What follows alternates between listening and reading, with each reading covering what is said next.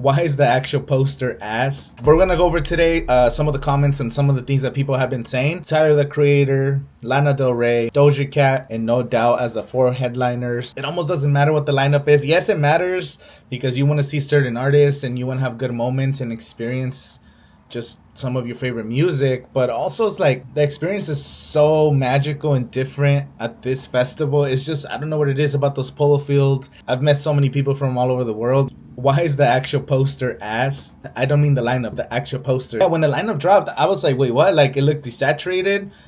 The names are too small. Like, I don't know, they could have made them a little bit bigger. There's too much empty space. I don't know what happened with the graphic designer this year. You know, I'm not like an expert, but Coachella, like $1 billion company, should have some top tier graphic designers. I can't be the only one. Our expectations for you were low, but holy, the fact that you don't know a lot of these acts is what makes Coachella special. Yeah, it's a fresh new year. It's new artists to discover. The artists that play Coachella, this is like the beginning of their tour. So they have nothing booked for the beginning of the year. They play in April and then they begin their tour for May, June, July, August. They do the summer tours and it all begins with Coachella. And of course, Coachella has the radius clause, so it holds other festivals and tours. Kind of, you're gonna have to wait for Coachella. People not liking it. Lana and Tyler doing charity work. This lineup is a hot mess. On Twitter, this is whack. I'm sorry, the headliners are so weak, especially Doja Cat. One of the worst lineups I've ever seen in the past 15 years. Imagine paying all this money just to see Doja Cat. So even then, people are complaining that we have 30 artists less, but the average person that goes to the festival only listens between 7 to 9 artists over the 3 days. Out of 140 artists, you're only going to see 9 people out of the whole weekend. You have Peggy Goo, you have the return of No Doubt. You know how many fans would pay to just see that experience? Peso Pluma, J Balvin, Justice. If you were to go to a concert of one of these artists, it would cost you, $100, $150, $200. You want to see 10 of these artists, you're talking tens of thousands of dollars, but you get to see them all over a weekend at the most magical place for concerts, which is the Polo Field here in Indio, California. If I was a concert goer, I would save money all year just to go to Coachella because you're going to get that experience. This has got to be the worst Coachella lineup of all time. Is it just me or some of the lower billing artists are more exciting than the headliners? So that is, again, it's subjective. If you're a fan of Tyler the Creator and Doja Cat, you've never seen them, you're going to be super hyped to see the headliners. Worst lineup of all time. That is debatable. If this is not the worst lineup of all time, according to the people that are complaining, what is the worst Coachella lineup of all time? Let me know your thoughts in the comments. This is so underwhelming, minus a few artists. Worst Taylor Swift? It's not fair. We've heard the rumor Taylor Swift. Maybe Taylor Swift next year. Maybe we should make a video predicting 2025. I think Dua Lipa, Taylor Swift, Travis Scott, they're like early predictions for next year. The other guy got Nicki Minaj. Y'all lost. That thing they're talking about, Rolling Loud California. The lineup looks super mid. Weakest lineup yet. Clearly not a single artist that would be worth the trip and money.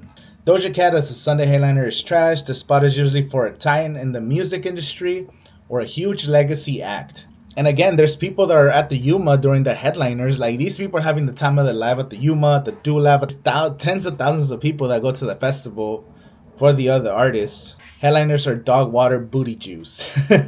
It's giving watch online a waste of money in person. No, I've seen when it comes to a big festival or a big performance, there's nothing like being in person. Even if it looks super cool on the YouTube live stream, like if you're watching Coachella live stream, you're like, wow, that actually looks fun. If you have the ability and the possibility to go to Coachella, like you gotta save up, plan ahead, do whatever you gotta do a little side hustle to be able to afford to go. But if you can make it, it's worth it. It's more magical than the videos. It's the experiences, the vlogs. Coachella's worth it. I don't know what it is about Coachella, but regardless who they have on the lineup, I just know it's going to be out of this world. And I completely agree without any hyperbole whatsoever, I'd rather go to an insurance seminar. Well, actually, that's crazy. It doesn't even matter what the lineup is. It could have been some straight mid. It could have been some artists that we've never heard of on the lineup.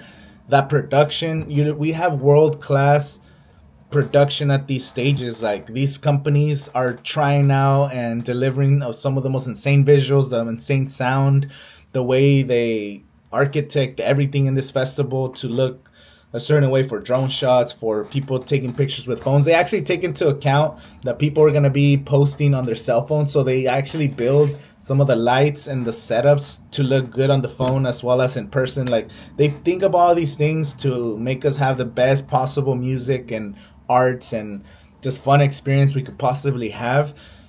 There's so much science that goes into these festivals now, and we get to experience that in real time with 150 of the best artists in the world. Maybe it's not your favorite artist, or it's not the most famous artist in the world, but it is the beginning of some of these artists that we're going to see.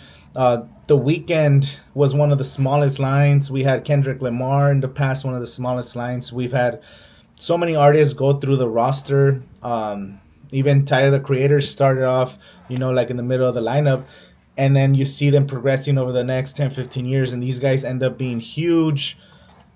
And this could be the same thing for Coachella. We could have some artists that are on this lineup today, where in 10 years, we're going to be like, wow, they were in the 2024 lineup. That's crazy that they were so low on the lineup. And you never know with these artists. And that's what is cool about Coachella, because they're curating the future of music, as well as ode to the past and what's hot right now. And you can't make everybody happy. Let me know your thoughts in the comments. My name's Angel, and I'll see you guys at Coachella.